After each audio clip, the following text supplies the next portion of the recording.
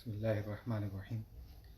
الحمد لله الذي من علينا برسوله وهدانا به إلى سواء سبيله وأمرنا بتعظيمه وتوقيره وتبجيله وفرض على كل مؤمن أن يكون أحب إليه من والده وولده وخليله وصلى الله وسلم وبارك على جميع صلواته وتسليماته وبركاته على سيدنا ومولانا محمد معدن الجود والكرم وآله وصحبه أجمعين.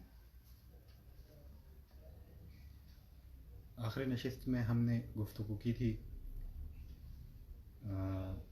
انما الاعمال بالنیات، نیت کے معاملے میں نیت میں اخلاص ضروری ہے، اور اس میں چند چیزیں گفتگو سے رہ گئی تھیں، چند چیزیں رہ گئی تھیں، اس کا مختصر ذکر کروں گا. اس حدیث سے متعلق سب سے پہلے میں اہمیت ذکر کروں کہ اس حدیث کی اہمیت میں نے ذکر کی تھی، اور بھی بہت ساری اہمیات ہیں اس کی، تو وہ ذکر کرتا ہوں.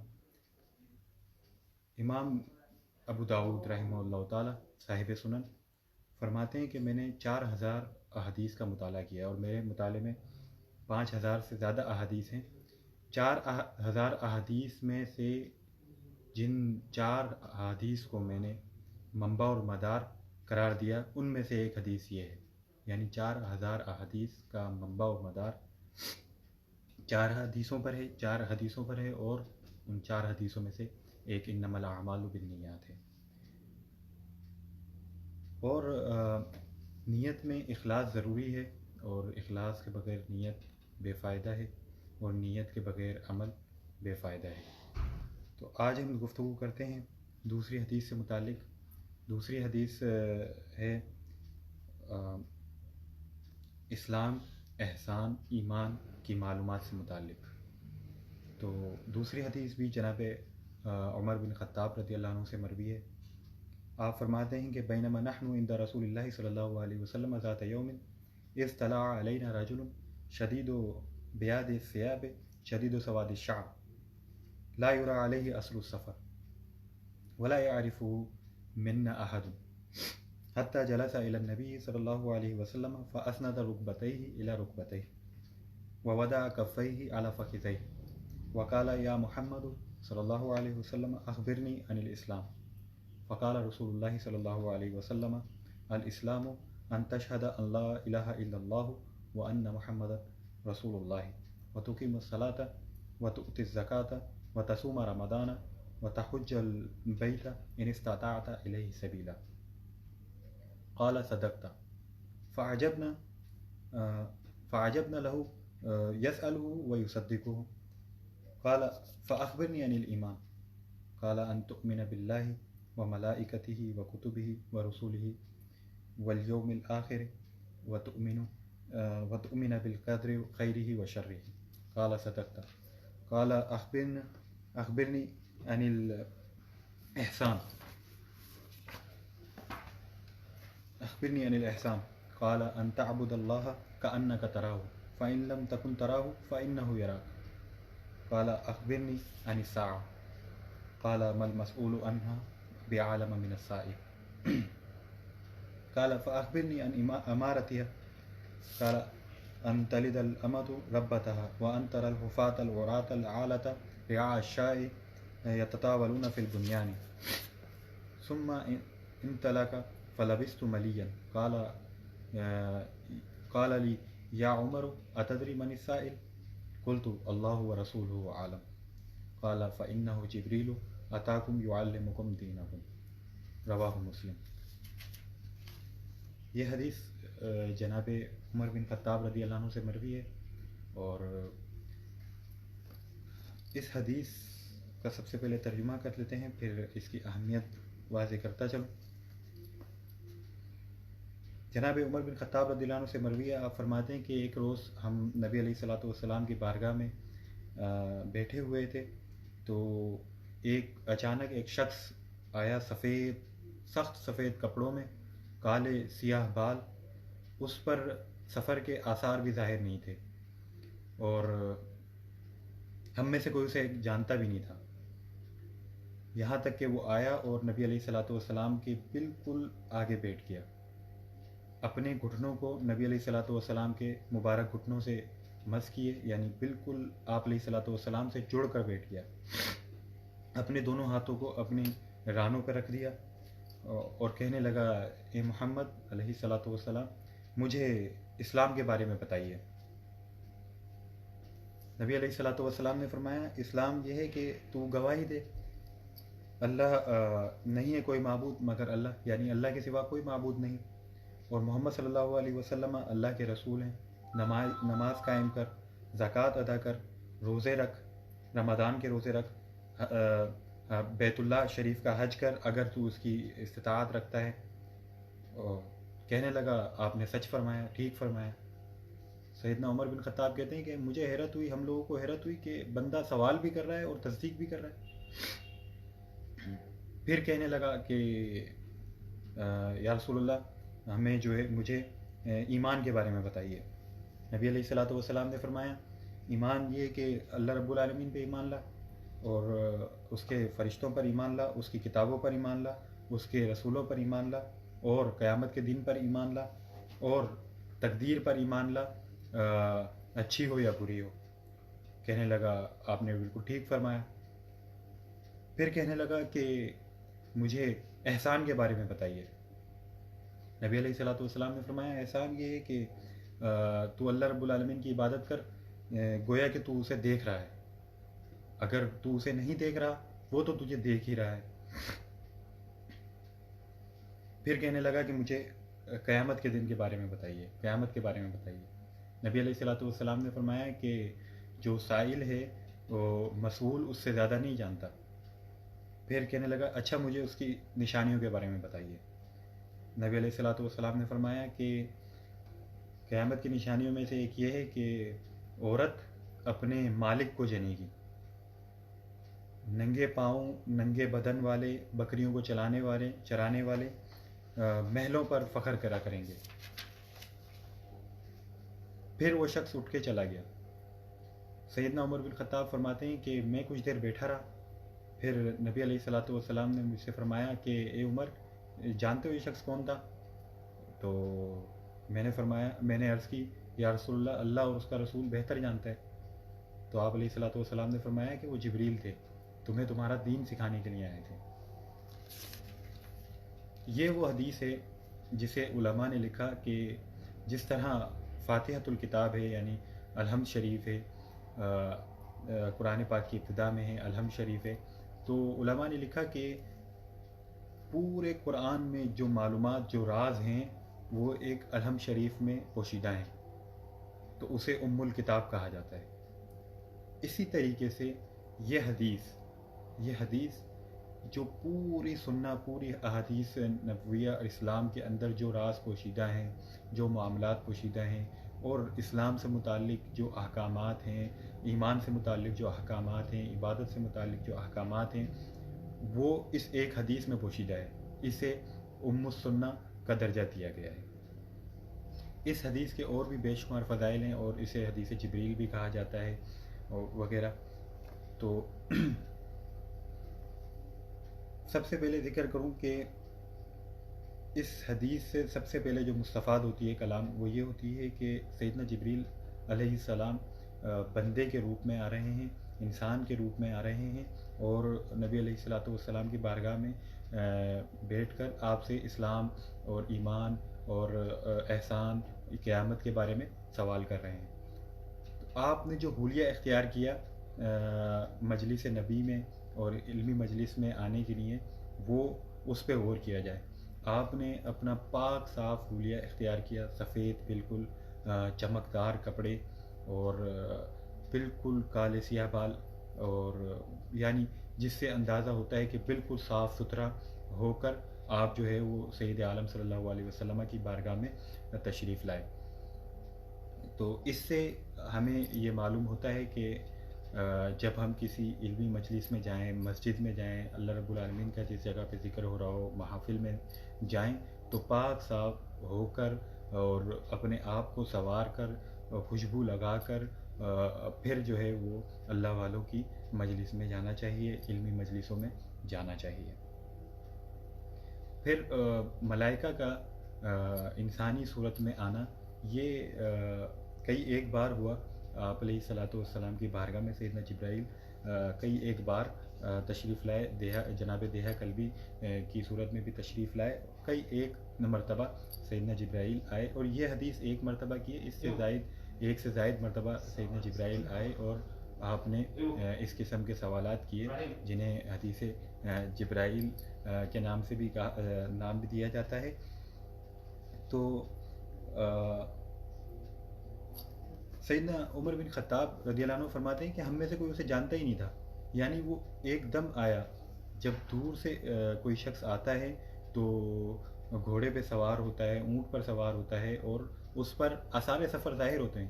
آپ فرماتے ہیں کہ اس پہ کوئی اثر سفر نہیں تھا, مطلب بالکل ایسا ہی کہ یہ بندہ تیار ہو کر بالکل پاک صاف ہو کر نکلا اور سید عالم صلی اللہ علیہ وسلم کی بارگاہ میں آ گیا. یعنی اس کے گھر میں اور سید عالم صلی اللہ علیہ وسلم جہاں تشریف رکھے ہوئے تھے وہاں چند قدموں کا بھی فاصلہ نہیں تھا. تو پھر فرماتے ہیں کہ ہم میں سے کوئی اسے جانتا بھی نہیں تھا, یعنی یہ اس علاقے کا, اس محلے کا بھی نہیں تھا. تو سمجھ نہیں آیا یہ بندہ کون تھا. پھر وہ آ کے نبی علیہ الصلوۃ والسلام کی بارگاہ میں بیٹھا, اور بارگاہ میں بیٹھ کر اپنے گھٹنوں کو نبی علیہ الصلوۃ والسلام کے گھٹنوں سے مس کر کے بیٹھ گئے, اور اپنے ہاتھوں کو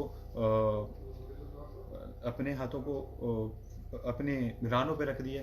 تو یہ علم کی اہمیت اور آداب کی وجہ سے بھی کہ اپنے ہاتھوں کو گھٹنوں پہ رکھا, مؤدب ہونے باادب طریقے سے جو ہے وہ سوال کرنے کے لیے.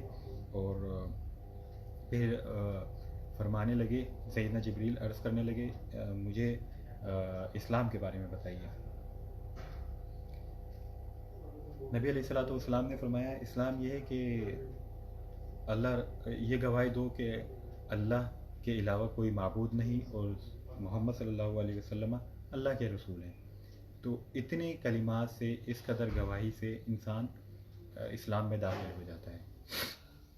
اس کے بعد اقامت صلاۃ ہے, ایتاء زکوٰۃ ہے, تصوم رمضان ہے, حج بیت ہے, اور یہ سب اس کے تقاضے ہیں, اسلام کے تقاضے ہیں. ان کے بغیر اسلام مکمل نہیں ہوتا, اسلام کامل نہیں ہوتا. ایسے ہی بہت ساری احادیث اور بھی ہیں جن میں اور مزید چیزیں ارشاد فرمائی گئیں. المسلم من سلم المسلم بیدہ و لسانہ, اس طریقے کی احادیث اور بھی ہیں کہ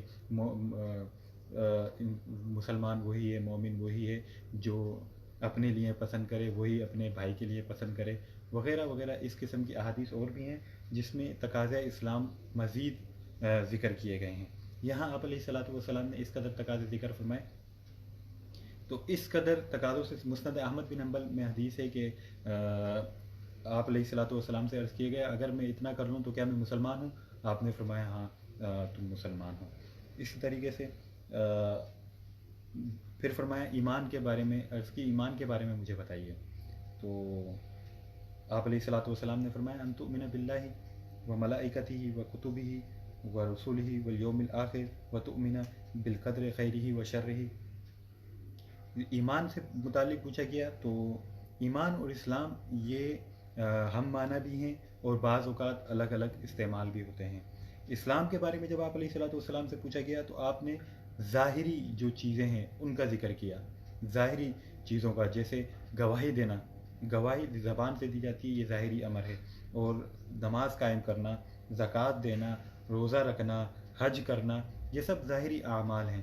نبی علیہ الصلوۃ والسلام نے اسلام کے جواب میں, اسلام سے متعلق سوال کے جواب میں ظاہری اعمال کا ذکر کیا. اور ایمان سے متعلق جب بات آئی تو آپ علیہ الصلوۃ والسلام نے ایمان کے متعلق سوال کے جواب میں باطنی امور کا ذکر کیا, جیسے اللہ رب العالمین پر ایمان لانا, اس کے فرشتوں پر ایمان لانا, اس کی کتابوں پر ایمان لانا, اس کے رسولوں پر ایمان لانا, آخرت کے دن پر ایمان لانا, تقدیر پر ایمان لانا, اچھی ہو یا بری ہو. تو اسلام اور ایمان یہ ہم معنی بھی ہیں اور بعض اوقات یہ مختلف معنی میں بھی استعمال ہوتے ہیں. اللہ پر ایمان لانے کا مطلب یہ ہے کہ اس کی ذات و صفات پر ایمان لانا, اللہ رب العالمین کو ازلی ابدی ماننا, اور جو اس کی ذات کے متعلق عقائد رکھنے چاہیے بالکل اسی طریقے سے عقیدہ رکھتے ہوئے اس پر ایمان لانا، اس کی ذات و صفات پر اسی طریقے سے ایمان لانا۔ ملائکہ پر ایمان لانے کا مطلب یہ ہے کہ ملائکہ اللہ رب العالمین کی معصوم مخلوق ہے، نورانی ہے، وہ انسان کی صورت میں آ جاتی ہیں، مرد اور عورت میں سے کسی کی بھی صورت میں آ جاتی ہیں، لیکن وہ نہ مرد ہیں نہ عورت ہیں۔ اسی طرح اللہ رب العالمین کی کتابوں پر ایمان لانا، جو آسمانی کتابیں ہیں ان میں سے ہر ایک پر ایمان لانا یہ ایمان کا تقاضا ہے، اور بغیر اس کے ایمان نہیں ہے۔ اللہ رب العالمین کے رسولوں پر ایمان لانا، ہر رسول پر ایمان لانا، اور جن کا ذکر خاص کر قرآن مجید میں کیا گیا ہے ان کا خاص کر ایمان لانا، اور ویسے ایمان یہ کہہ دینا کہ اللہ رب العالمین کے تمام رسولوں کو میں مانتا ہوں، ان پر ایمان رکھتا ہوں، یہ بھی ضروری ہے۔ قیامت کے دن پر ایمان لانا، قیامت کے دن پر ایمان لانے کا مطلب یہ ہے کہ ایسا دن جس دن عقاب و حساب ہوگا، اور مومنین جنہوں نے نیک اعمال کیے ہوں گے انہیں جنت کی پروانہ دیا جائے گا، اور جنہوں نے بد اعمال کیے ہوں گے انہیں دوزخ میں ڈالا جائے گا، اور حساب و کتاب اور میزان کا دن ہوگا، یہ اس دن پر ایمان لانا۔ تقدیر پر ایمان لانا، تو تقدیر سے متعلق میں کچھ چیزیں واضح کروں۔ تقدیر یہ ایک ایسا مسئلہ ہے کہ خود نبی علیہ الصلاۃ والسلام نے بھی اس سے متعلق فرمایا کہ اس میں اس کی گہرائی میں نہ جاؤ، اس سے متعلق زیادہ سوال نہ کرو، کیوں ماقبل جو امتیں ہیں وہ اس میں پڑھنے کے سبب ہلاکت میں پڑ گئیں۔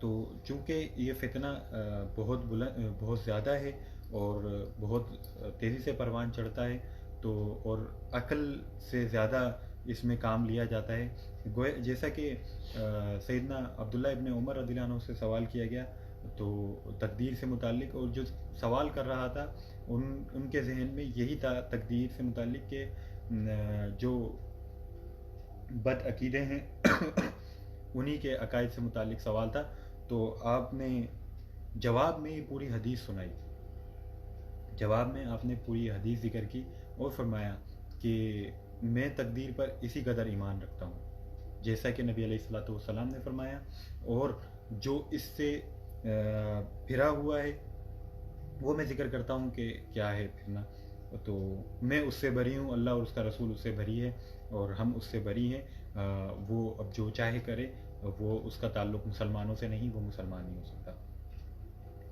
تقدیر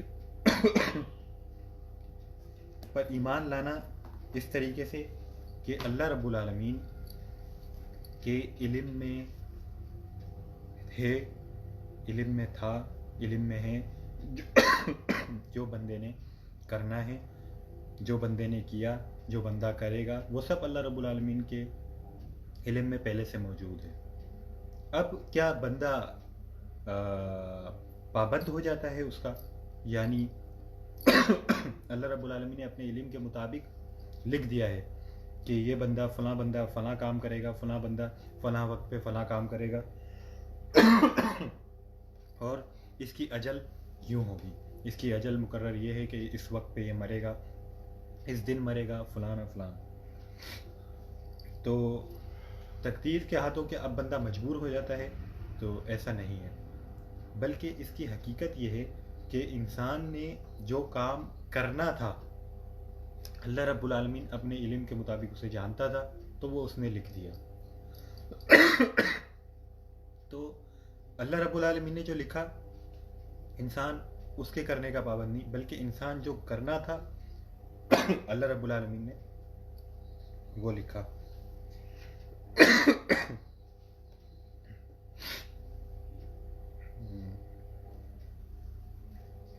تو جو لوگ تقدیر سے متعلق اعتراضات کرتے تھے، تقدیر سے متعلق سوالات کرتے تھے، تو ان کے ذہن میں یہ بات ہوتی تھی کہ بندہ جب کر لیتا ہے اللہ رب العالمین کو تب معلوم ہوتا ہے، اور اسی بات کو ذہن میں رکھتے ہوئے جناب عبداللہ ابن عمر سے سوال کیا گیا۔ عبداللہ ابن عمر فقیہ ہیں، صحابی رسول ہیں، آپ ان معاملات کو بہتر طریقے سے جانتے ہیں، تو آپ نے جواب میں یہ حدیث ارشاد فرمایا کہ اللہ کے رسول تو یہ فرماتے ہیں تقدیر کے متعلق. اور پھر فرمانے لگے کہ جو اس طرح کا اعتقاد رکھے کہ بندہ کر لیتا ہے یا بندہ کرنے والا ہوتا ہے یا کر رہا ہوتا ہے تب اللہ رب العالمین کو معلوم ہوتا ہے، تو اس قسم کے عقائد سے اللہ اور اس کا رسول بری ہے، ہم بری ہیں.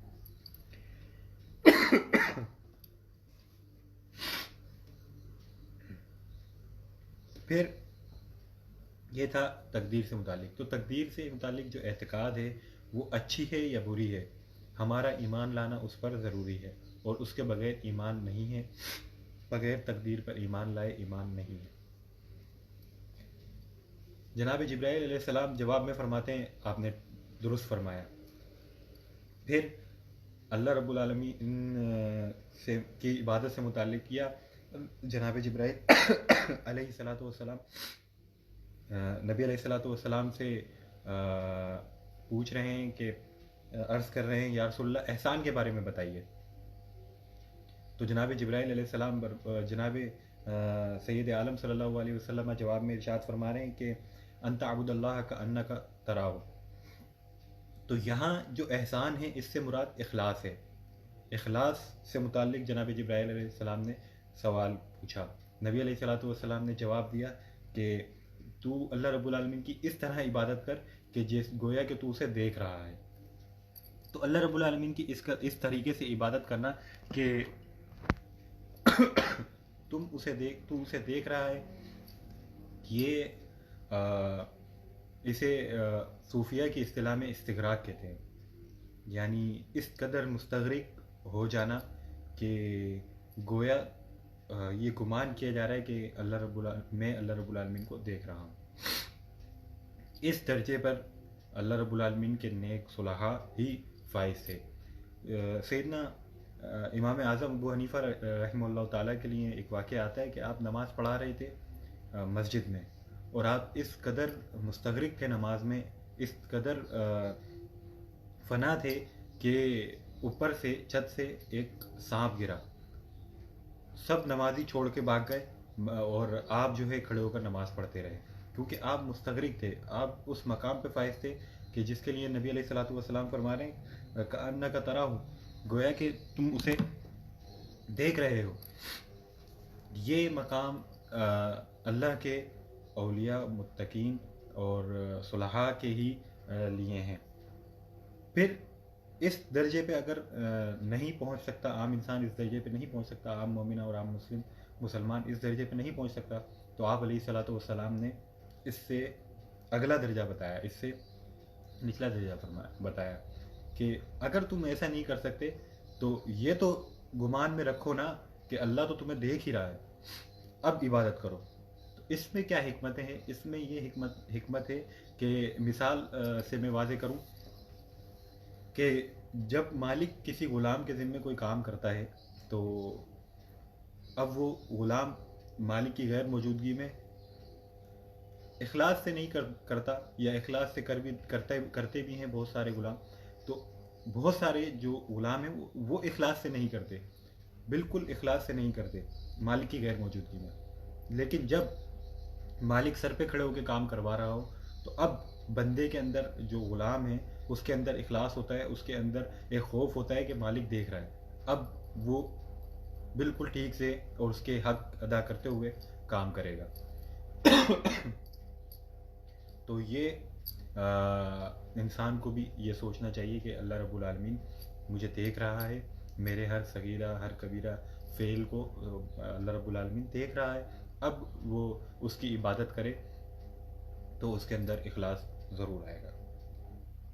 پھر جناب جبرائیل علیہ السلام سوال پوچھتے ہیں یا رسول اللہ اخبرنی عن الساعہ، مجھے قیامت کے بارے میں بتائیے.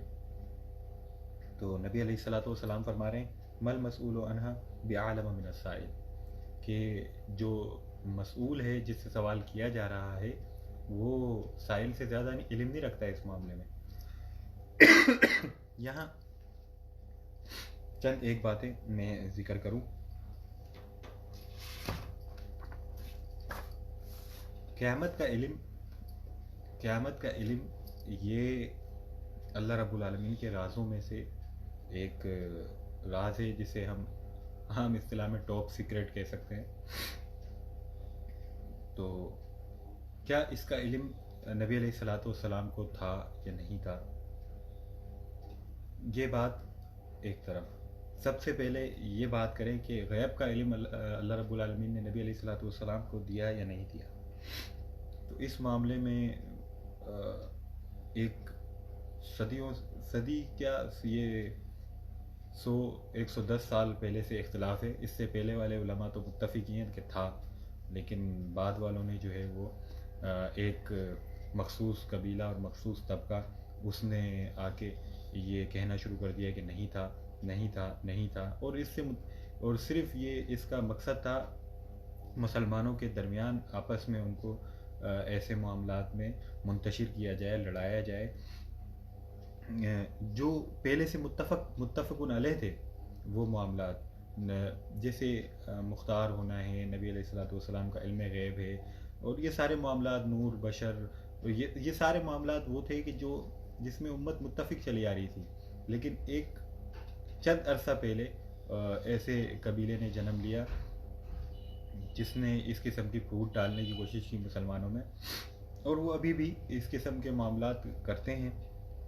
تو خیر، نبی علیہ الصلوۃ والسلام کا علم غیب تو قرآن و حدیث سے ثابت ہے، اس معاملے میں طوالت نہیں کروں گا. خود اللہ رب العالمین فرماتا ہے وما کان اللہ لیطلعکم علی الغیب ولکن اللہ یجتبی من رسلہ من یشاء. آل عمران کی 189 نمبر آیت ہے. اللہ رب العالمین فرمایا اللہ کی یہ شان نہیں کہ عام لوگوں تمہیں غیب کا علم دے، بلکہ ہاں اللہ رب العالمین اپنے رسولوں میں سے چن لیتا ہے، یعنی انہیں چن کر انہیں علم دیتا ہے. اور جس مقام پر غیب کی نفی کی بات آ رہی ہے، اللہ رب العالمین بعد میں اس کا استثناء فرما رہا ہے کہ ہاں میں اپنے بندوں میں سے چن لیتا ہوں، انہیں یہ غیب کا علم دیتا ہوں، انہیں دیتا ہوں غیب کا علم. اور پھر بات اگر غیب کے علم کی جائے اور غیر اللہ کے لیے غیب کا علم ماننا شرک قرار دیا جائے تو یہ مسئلہ تو سنگین مسئلہ ویسے ہی ہے اور سنگین بن جائے گا. وہ اس طریقے سے کہ قرآن کا اگر مطالعہ کریں اور دیکھیں جو حضرات اس قسم کے اقوال کہتے ہیں اور کرتے ہیں، اس قسم کے افعال بھی، کہ نبی علیہ الصلوۃ والسلام کو غیب کا علم نہیں تھا اور اللہ رب العالمین کے علاوہ کسی کو غیب کا علم ماننا یہ شرک ہے، تو قرآن کو پڑھیں تو وہاں جا بجا نظر آتا ہے کہ اللہ رب العالمین نے اپنے مخصوص بندوں کو، اپنے فرشتوں کو غیب کا علم سے، ان کو غیب کے علم سے نوازا. قرآن میں ارشاد فرمایا جا رہا ہے، اللہ رب العالمین فرما رہا ہے کہ وَإِذْ قَالَ رَبُّكَ لِلْمَلَائِكَةِ إِنِّي جَاعِلٌ فِي الْأَرْضِ خلیفہ. اور جب اللہ رب العالمین نے فرمایا، ملائکہ سے فرمایا کہ میں زمین میں اپنا خلیفہ بنانا چاہتا ہوں، بنانے لگا ہوں، تو فرشتے کیا عرض کر رہے ہیں؟ قالوا اتجعل فيها من يفسد فيها ويسفك الدماء ونحن نسبح بحمدك ونقدس لك. فرشتے عرض کر رہے ہیں اے رب، تو زمین میں ایسی مخلوق پیدا کرنا چاہ رہا ہے جو فساد پھیلائیں گے اور خون و غارت کریں گے، اور یہ سارے معاملات کریں گے. ہم تیری حمد کرتے ہیں، ہم تیری پاکی بجا لاتے ہیں. تو فرشتوں کو کیسے معلوم ہوا کہ بندے جب پیدا کیا جائے گا، انسان کو جب پیدا کیا جائے گا تو انسان وہاں زمین میں آ کے خون و غارت کرے گا، زمین میں آ کے فساد پھیلائے گا؟ فرشتوں کو کیسے پتہ چلا؟ تب تک تو اللہ رب العالمین نے جناب آدم علیہ السلام کی تخلیق نہیں فرمائی تھی. اس کے بعد مراحل تخلیق ابتدا کیے گئے، یعنی مراحل تخلیق شروع کیے گئے. تو معلوم ہوا کہ فرشتوں کو معلوم تھا کہ یہ علم تھا فرشتوں کو، اور یہ غیب تھا، غیب چھپا ہوا علم، یہ غیب تھا. تو فرشتوں کو معلوم تھا کہ انسان زمین پہ آ کے فساد پھیلائے گا، قتل و غارت کرے گا، یہ سارے معاملات کرے گا. تو فرشتوں کو بھی اللہ رب العالمین نے علم سے نوازا، علم غیب سے نوازا. نبی علیہ الصلوۃ والسلام تو پھر سید ہیں، سید الکائنات ہیں. ایسے ہی اللہ رب العالمین فرمایا وما ہوا علی الغیب بدنین، یہ نبی تو غیب بتانے میں بخیل نہیں ہے. تو پھر یہ اعتراضات کے بے جا کلام اور یہ کہنا کہ نبی کو غیب کا علم نہیں تھا، بلکہ یہ جو غیب کا علم تھا نبی علیہ الصلوۃ والسلام کو، یہ آپ کا معجزہ تھا، یہ آپ کا معجزہ تھا۔ وہ اس طریقے سے کہ معجزہ کیا ہوتا ہے، معجزے کے ذریعے سامنے والے کو عاجز کیا جاتا ہے، خارق عادت کا بات ہوتی ہے جو عقل میں نہیں آئی جاتی، عقل میں نہیں آ سکتی۔ معراج، قرآن عظیم الشان، یہ ایسے چاند کے دو ٹکڑے کرنا، سورج کو پھیرنا، یہ سب اللہ رب العالمین نے نبی علیہ الصلوۃ والسلام کو معجزے عطا فرمائے۔ ایسے ہی علم غیب بھی ایک معجزہ ہے۔ تو وہ لوگ جو منافقین تھے، جو کفار و مشرکین تھے، وہ آپ علیہ الصلوۃ والسلام کا ان معاملات کا انکار کیا کرتے تھے۔ تو منافقین تو اب بھی انکار کرتے ہیں، خیر علم غیب کا۔ تو بات لمبی ہو جائے گی، اس معاملے پہ کئی ایک کتب تحریر ہو چکی ہیں، اور علماء نے ایک عرصے سے اس پہ بہت کام کیا ہے، عربی، اردو، فارسی، بہت کام کیا ہے۔ اعلیٰ حضرت رحمہ اللہ تعالیٰ کے اس پہ بہت سارے رسائل ہیں، اور آپ کی کلام اس میں وہ ایک سورج کی طرح ہیں، بالکل ہمیں راہ دکھاتی ہے اس پہ۔ تو خیر، پھر فرمایا گیا یہ قیامت کا علم، یہ تھی بات مطلق علم غیب کی۔ قیامت کا علم، اس پہ بات کرتے ہیں۔ تو قیامت کا علم یہ اللہ رب العالمین کے رازوں میں سے ایک راز ہے۔ سیدنا جبرائیل علیہ السلام کہاں ہیں؟ سیدنا عمر بن خطاب کیا فرما رہے ہیں شروع میں کہ بینما نحن عند رسول اللہ صلی اللہ علیہ وسلم ذات یوم، کہ ہم نبی علیہ الصلوۃ والسلام کی بارگاہ میں، ایک روایت میں جلوس، ہم نبی علیہ الصلوۃ والسلام کی بارگاہ میں بیٹھے تھے۔ ہم یعنی خود صرف جناب عمر بن خطاب نہیں تھے، اور بھی لوگ تھے، یعنی صحابہ کی ایک جماعت تھی، ایک طبقہ تھا پورا نبی علیہ الصلوۃ والسلام کی بارگاہ میں۔ پھر جناب جبرائیل علیہ السلام آتے ہیں، پوچھتے ہیں اخبرنی یعنی الساعہ، مجھے قیامت کے بارے میں بتائیے۔ آپ علیہ الصلوۃ والسلام قیامت کے بارے میں بتائیں گے، وہ اللہ کے رازوں میں سے ایک راز ہے، وہ افشاں ہو جائے گا۔ تو آپ نے جو جواب دیا آپ نے فرمایا مل مسئول عنہا بعالم من السائل، جس سے سوال کیا جا رہا ہے وہ سائل سے زیادہ علم نہیں رکھتا۔ اس جواب کو لے کر اعتراضات کیے جاتے ہیں کہ نبی علیہ الصلوۃ والسلام کو علم غیب تھا ہی نہیں، اگر ہوتا تو بتا دیتے، قیامت کا علم تھا ہی نہیں۔ ارے یہ جواب بھی تو دیکھو کیا دیا جا رہا ہے، اس کے معنی پہ بھی تو غور کرو کہ سائل سے زیادہ مسئول کو علم نہیں ہے، مطلب علم ہے، سائل سے زیادہ نہیں ہے، جو پوچھ رہا ہے اس سے زیادہ نبی علیہ الصلوۃ والسلام کو اس کا علم نہیں ہے۔ علم ہے، زیادتی کی نفی ہے ایک۔ دوسرا، جناب جبرائیل علیہ السلام کا یہاں سوال کرنا، جناب جبرائیل علیہ السلام فرشتے ہیں، فرشتے گناہوں سے پاک ہوتے ہیں، اور وہ لا یعنی فضول چیز کا سوال کریں گے جب ان کو معلوم ہوگا کہ اللہ رب العالمین نے تو اس کا علم کسی کو دیا نہیں ہے، تو پھر وہ کیوں نبی علیہ الصلوۃ والسلام سے سوال کریں گے اس کا؟ یہ تو فضول ہے، اور وہ فرشتے ہیں، وہ معصوم ہیں، وہ کیوں فضول کام کی طرف کریں گے؟ شریعت نے تو فضول کام سے روکا ہے، لا یعنی فعل سے روکا ہے، اور وہ فرشتے ہوتے ہوئے کریں گے؟ ایسا نہیں ہے۔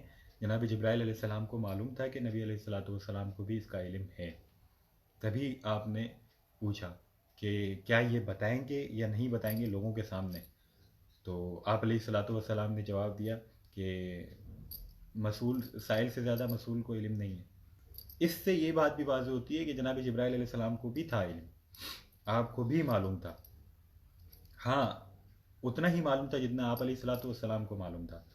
پھر بعد میں، یہ ابتدا کی بات ہے، ابتدا اسلام کی، مدینہ منورہ شریف کی بات ہے ابتدا میں، پھر بعد میں آپ علیہ الصلوۃ والسلام کا علم مکمل ہوا، جیسے ہمارا عقیدہ علم غیب سے متعلق کہ قرآن عظیم الشان کی تکمیل تک آپ علیہ الصلوۃ والسلام کا علم مکمل ہوا، اور خود نبی علیہ الصلوۃ والسلام نے سیدنا عمر بن خطاب رضی اللہ عنہ سے یہ حدیث مروی ہے کہ آپ علیہ الصلوۃ والسلام ممبر پہ چڑھے، ممبر پر تشریف فرما ہوئے، اور قیامت کے احوال، دنیا کی ابتدا کہاں سے ہوئی، کیسے ہوئی، اس کے احوال بیان کرنا شروع کیے حتیٰ کہ ظہر ہو گئی۔ پھر آپ نے ظہر نیچے تشریف لائے، ظہر کی نماز ادا کی، پھر آپ ممبر پہ چڑھے اور پھر بیان شروع کیا احوال دنیا، اور وہ یہاں تک کہ عصر ہو گئی، پھر عصر مغرب ہوئی، حتیٰ کہ آپ علیہ الصلوۃ والسلام نے بدایت خلق سے لے کر انتہائی خلق تک یعنی قیامت تک ہر بندے کا، ہر چیز کا احوال بیان کیے، اور قیامت کب قائم، یعنی قیامت تک جو چیزیں ہونی تھی، جو چیز ہوں گی، جو چیز ہونے والی ہیں، وہ سب وہ ذکر فرما دیا آپ علیہ الصلوۃ والسلام نے۔ سیدنا عمر بن خطاب فرماتے ہیں جس نے یاد کیا یاد کیا، جس جو بھول گیا وہ بھول گیا۔ تو آپ نے خود قیامت تک کے احوال بتائے، قیامت تک کے، یعنی آپ علیہ الصلوۃ والسلام کی قیامت کی نشانیاں معلوم ہیں، اس کی علامات معلوم ہیں، اس کے وقت کا علم نہیں ہوگا، یہ معقول بات نہیں ہے۔ خود نبی علیہ الصلوۃ والسلام انکار نہیں فرما رہے اس علم کا، اور اس کے ذریعے اعتراضات کرنا یہ بے جا ہے۔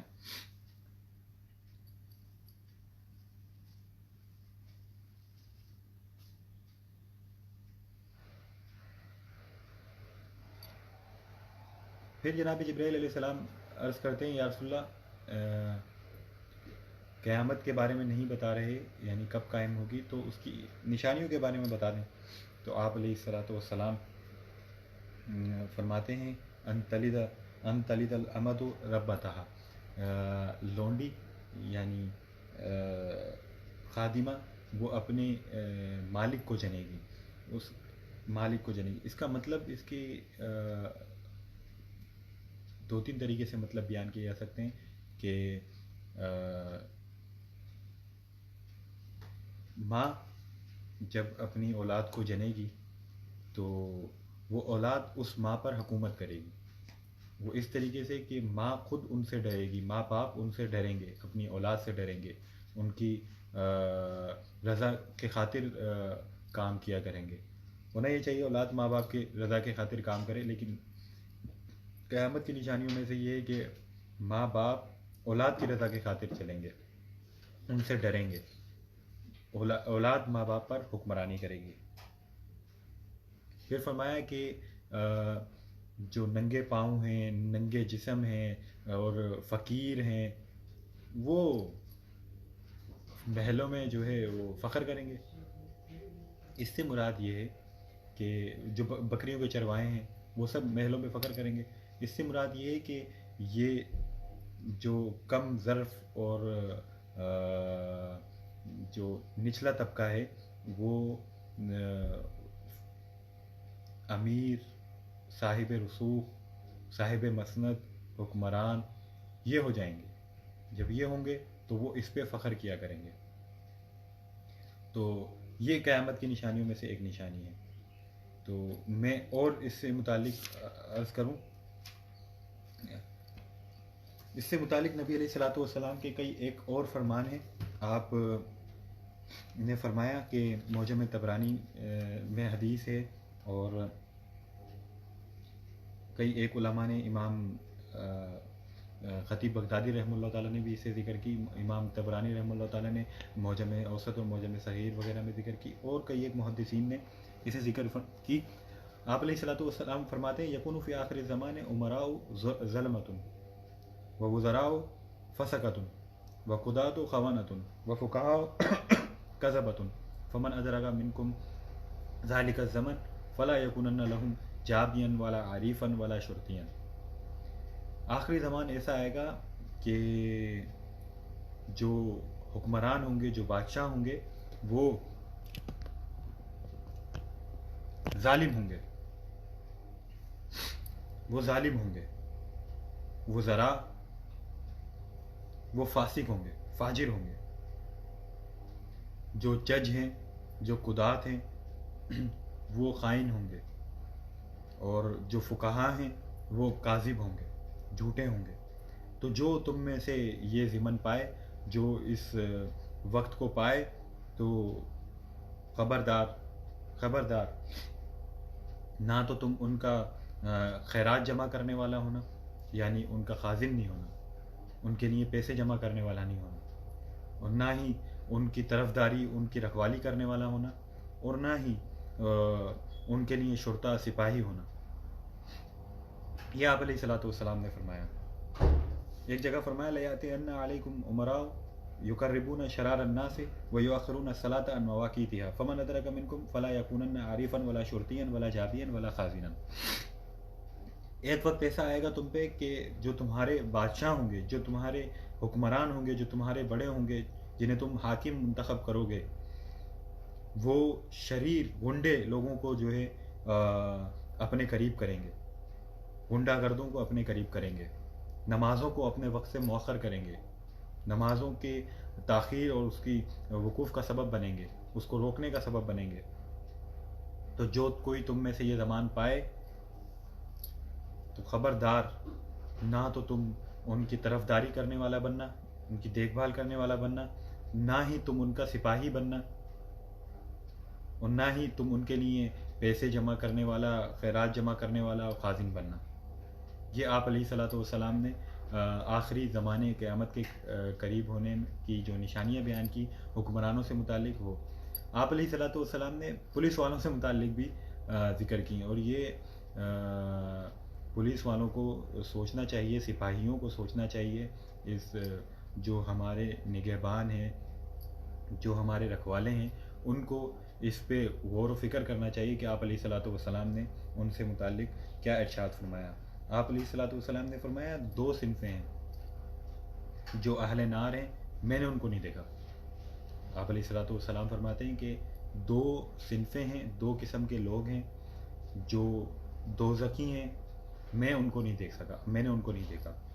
فرمایا قوم معہم سیات کاذناب البقر یضربون بها الناس. ایسی قوم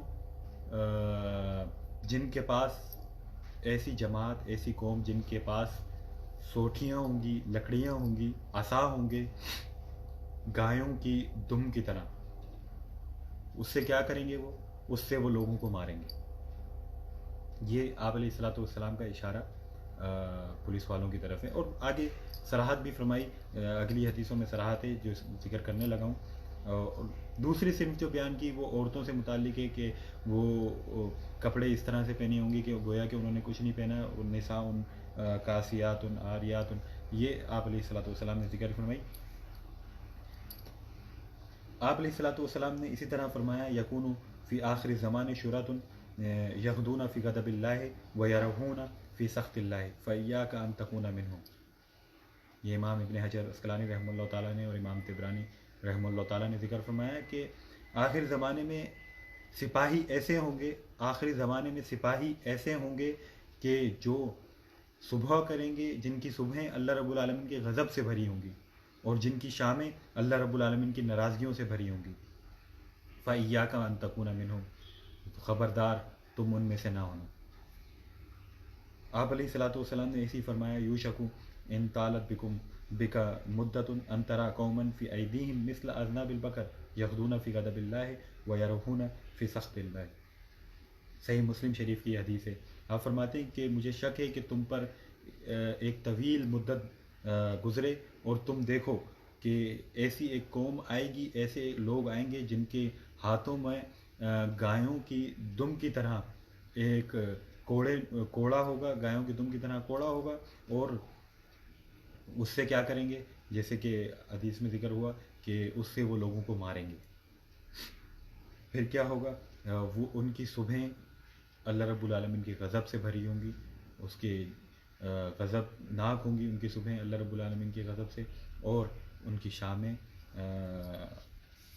اللہ رب العالمین کی ناراضگیوں سے ہوں گی. اسی طریقے سے خود ذکر ہوا کہ جو بادشاہ اور عمراء ہوں گے وہ ظالم ہوں گے، تم ان کا سپاہی نہیں بننا.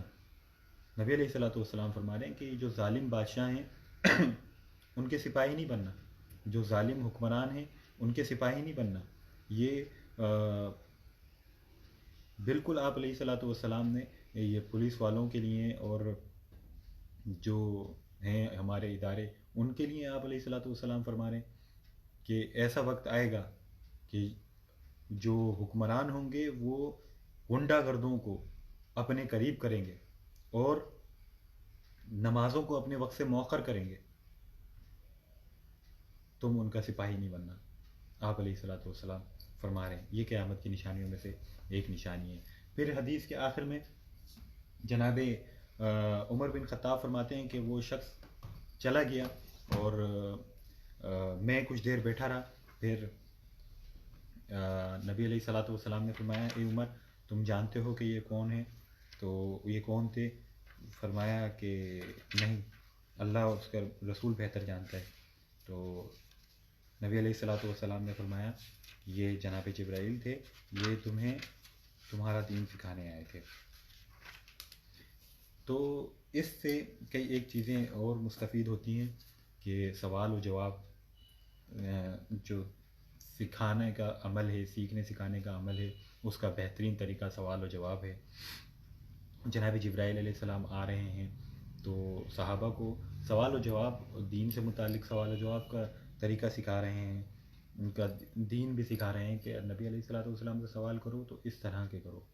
ویسے آپ علیہ الصلوۃ والسلام نے منع فرما دیا تھا کثرت سوال سے، کیونکہ کثرت سوال سے اللہ رب العالمین، جیسے کہ بنی اسرائیل کے کا عمل تھا کثرت سوال سے، ان پر وہ کچھ مسلط کر دیا گیا تھا جو پہلے ان پہ مسلط نہیں تھا۔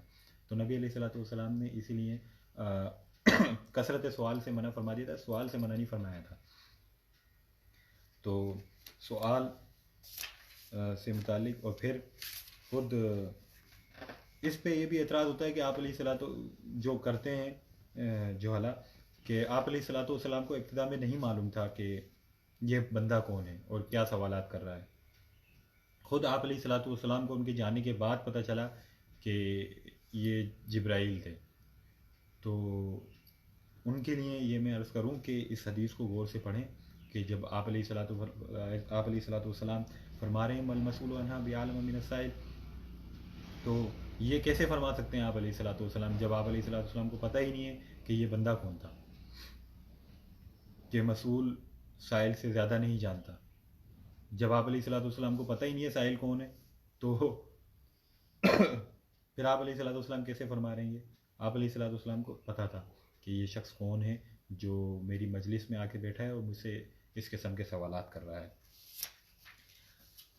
کچھ احادیث میں تعارض بھی ہے کہ جناب عمر بن خطاب، بعض احادیث میں آیا کہ جناب عمر بن خطاب کو تیسرے دن جا کے پتہ چلا کہ یہ تو جبرائیل تھے جو ہمیں ہمارا دین سکھانے آئے تھے۔ تو اس کا تعارض کو رفع، تطبیق دینا اور تعارض کو رفع کرنے کا کئی ایک طریقے ہیں کہ جناب عمر بن خطاب اس حدیث میں تو ہے کہ آپ بیٹھے رہے، اور جناب جبرائیل علیہ السلام ایک بار نہیں، ایک سے زائد بار تشریف لائے آپ علیہ الصلوۃ والسلام کی بارگاہ میں اور آپ سے اس قسم کے سوالات پوچھے، تاکہ لوگوں کو طریقہ معلوم ہو کہ اس طریقے کے سوال کرو، اس طرح سے پوچھو، دین کے بارے میں، نماز کے بارے میں، روزے کے بارے میں، زکوٰۃ کے بارے میں، حج کے بارے میں، ایمان کے بارے میں، اللہ پر ایمان کس طرح لانا ہے، رسول اللہ پر ایمان کس طرح لانا ہے، فرشتوں پر ایمان کس طرح لانا ہے، اللہ کے دیگر رسولوں پر، دیگر انبیاء پر ایمان کس طرح لانا ہے، اور حج کس طریقے سے کرنا ہے۔ یہ سارے جو ایمان لانے والی چیزیں ہیں، تقدیر سے متعلق ہے، تقدیر مبرم ہے، جس چیز سے بھی متعلق سوال کرنا ہے اس انداز میں سوال کرو جس سے دیگر جو مجلس میں بیٹھے ہوئے لوگ ہیں ان کا بھی فائدہ ہو۔ لا یعنی سوال سے آپ علیہ الصلوۃ والسلام خود بھی منع فرمایا کرتے تھے، جو بے جا اور فضول سوالات ہیں ان سے آپ علیہ الصلوۃ والسلام خود بھی منع فرمایا کرتے تھے کہ تم پر وہ کچھ مسلط کر دیا جائے گا جس کا تم سوچ بھی نہیں سکتے، جس کا تم نے گمان بھی نہیں کیا۔ جس طرح بنی اسرائیل سے جب کہا گیا کہ گائے ذبح کرو تو انہوں نے سوال کرنے شروع کر دیے کہ اے موسیٰ اپنے رب سے پوچھ کے بتائیے کہ وہ کیسی ہو، اس کا رنگ کیسا ہو، وہ کھاتی کیا ہو، وغیرہ وغیرہ، جو سوالات انہوں نے کیے۔ سورہ بقرہ شریف میں اس کا مکمل تذکرہ ہے۔ تو آپ جناب موسیٰ جو ہے اللہ رب العالمین سے پوچھ رہے ہیں، اللہ رب العالمین فرما رہا ہے کہ وہ جو ہے فاقع لونھا تسر الناظرین وغیرہ، یہ اس قسم کے سوالات بنی اسرائیل نے کیے۔ علماء فرماتے ہیں کہ جب ان سے کہا گیا کہ گائے ذبح کرو، اب وہ کسی بھی گائے کو پکڑ کے ذبح کر دیتے، ان کا یہ فرض پورا ہو جاتا. لیکن انہوں نے اپنے اوپر مسلط کیا. پہلے پوچھا رنگ کیا ہو، تو اللہ رب العالمین نے فرمایا رنگ یہ ہو. پھر پوچھا کہ نشانی اور بتائیے، ہم پہ جو ہے نا وہ مشتبہ ہو گئی ہے، گائے مشتبہ ہو گئی ہے. تو آپ نے اللہ رب العالمین سے پوچھ کے نشانی ایک اور بتائی. تو پھر ان کا نہیں، ہمیں ابھی بھی سمجھ میں نہیں آ رہا، ابھی بھی جو ہے وہ اور کچھ خاص کچھ بتائیے کہ پتہ چل جائے کہ ہاں مراد یہ ہے. تو جناب موسیٰ علیہ السلام نے پھر پوچھا، فرمایا کہ تسقیل حرثہ و اس طرح کی جو آیات ہیں. انہوں نے کہا ہاں الان جئت بالحق، تو اب تم نے جو ہے وہ صحیح بات کی ہے. پھر انہوں نے اس گائے کو ڈھونڈا اور اس گائے کو انہوں نے ذبح کیا. ابتدا میں ہی اگر وہ کسی بھی گائے کو پکڑتے اور اسے ذبح کر دیتے تو ان کا یہ فرض پورا ہو جاتا. ان کے سوالات نے ان کو اس مشکل میں ڈالا. تو آپ علیہ الصلوۃ والسلام بھی اسی طرح منع فرمایا کرتے تھے کہ کثرت سوال نہ کرو. کیوں؟ تمہارے ان سوالات کی وجہ سے تم پر ایسی چیز مسلط ہو جائے گی جس کا تم سوچا بھی نہیں تھا، اور پھر تم پر وہ فرض ہو جائے گی، تمہیں وہ کرنا ہوگا. تو اس لیے آپ علیہ الصلوۃ والسلام نے کثرت سوال سے روکا. پھر جناب عمر بن خطاب کو تیسرے دن پتہ چلا، دوسرے دن پتہ چلا. تو جبرائیل علیہ السلام ایک مرتبہ آئے، تو کئی مرتبہ آئے. تو اس مرتبہ پہ تو آپ جناب عمر تشریف فرما تھے، جناب عمر بن خطاب امیر المومنین تشریف فرما تھے. تو آپ علیہ الصلوۃ والسلام نے فوراً کہہ دیا کہ یہ عمر ہیں، تمہارا یہ جناب جبرائیل ہیں، تمہیں تمہارا دین سکھانے آئے ہیں. اور باقی مقامات پہ آپ اٹھ کے چلے گئے، باقی جو جناب جبرائیل علیہ السلام آئے آپ اٹھ کے چلے گئے. اور پھر 2 یا 3 دن بعد آپ کو پتہ چلا کہ وہ جبرائیل تھے جو ہمیں ہمارا دین سکھانے آئے تھے.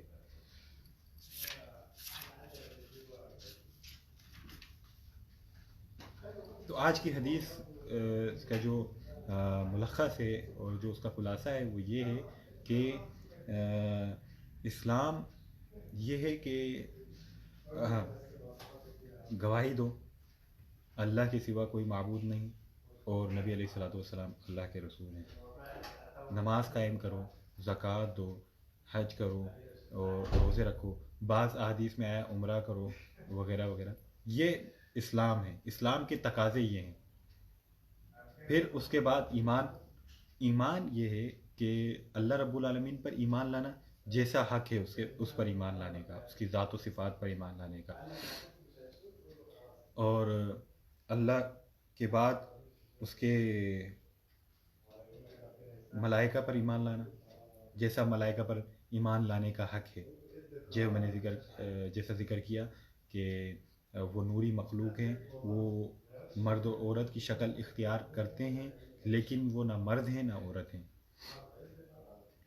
پھر اس کی کتب یعنی کتب سماویہ، تورات، زبور، انجیل، قرآن مجید، صحف موسیٰ، صحف جناب ابراہیم، جتنے صحف ہیں ان پر ایمان لانا کہ وہ اللہ رب العالمین کی طرف سے نازل ہوئے ہیں. اس کے رسولوں پر ایمان لانا، تمام رسولوں پر ایمان لانا یہ بھی لازم ہے، اور خاص کر جن کا ذکر قرآن مجید میں ہوا ہے ان پر ایمان لانا بعینہ ہی، ان کا نام لے کر، یا یوں کہہ دینا کہ میں اللہ رب العالمین کے تمام انبیاء اور رسول پر ایمان لاتا ہوں. اتنا اس قدر بھی کافی ہے. قیامت کے دن پر ایمان لانا وہ یہ کہ ایسا دن ہے، ایسا دن اللہ رب العالمین نے مقرر فرمایا ہوا ہے، اس کے علم میں بھی موجود ہے کہ جس دن لوگوں کا حساب ہونا ہے اور نیکوں کو جنت کا پروانہ ملنا ہے اور بدوں کو جہنم میں ڈالا جائے گا، عذاب دیا جائے گا، اعوذ باللہ منہا. اور تقدیر سے متعلق ایمان رکھنا، بھلے اچھی ہو یا بری ہو، یہ بھی ایمان کا تقاضا ہے.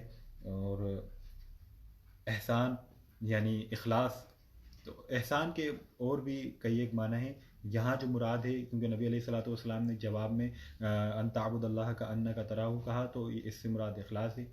تو اخلاص، ہر عبادت میں اخلاص ہونی چاہیے. ضروری نہیں ہے کہ عبادت کہا تو مطلب یہ ہے کہ نماز ہو. ہر عبادت میں اخلاص ہو، ریاکاری سے پاک ہو. اللہ رب العالمین تمہیں دیکھ رہا ہے، یہ سب سے اعلیٰ درجہ ہے کہ تم اللہ رب العالمین کو دیکھ رہے ہو. تم اس درجے تک نہیں پہنچ سکتے تو اب تم یہ سوچ لو یہ سوچ لو کیا یہ حقیقت بھی ہے کہ وہ تمہیں دیکھ رہا ہے. قیامت سے متعلق پھر جو آپ علیہ الصلوۃ والسلام نے نشانیاں بیان کی جس کا میں نے تفصیل سے ذکر کیا. تو آج کے لیے اس قدر کافی ہے. انشاءاللہ رب العالمین پرسوں یعنی کل کے بعد اتوار والے دن انشاءاللہ رب العالمین آپ سے کی بارگاہ میں پھر حاضر ہوں گا.